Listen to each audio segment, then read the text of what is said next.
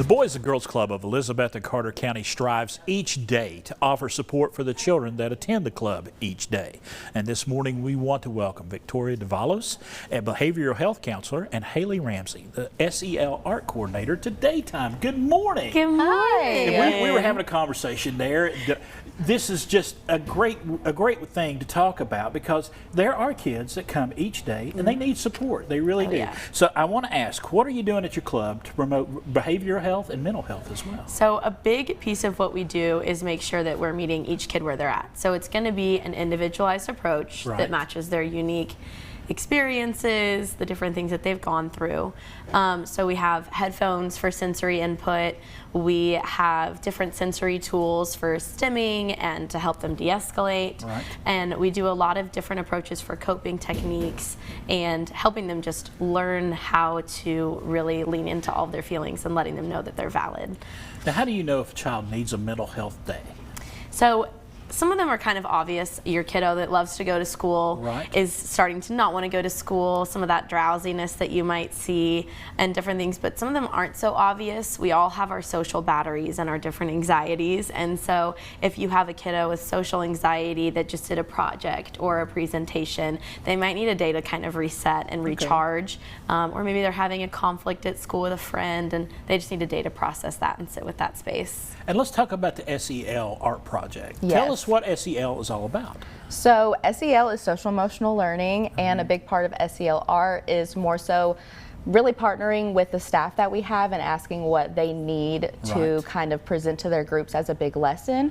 I know that we've done like a helping hands lesson to promote how these kids actually help in their day-to-day lives and they just don't realize it. And then a big one that we did this month is My Mouth is a Volcano. Okay. So I know, but everyone gets to the point where you feel like you're just going to blow up. Yes. And then you're a volcano. Everybody reaches that point. I know, me too. Yes. But we're trying to teach these kids how to kind of like pull that in, have a little calm down, and teach them more coping mechanisms when they feel like they're about to blow up. And we were able to really incorporate that in every single aspect, where we incorporated our education coordinator, and she read a book called My Mouth is a Volcano.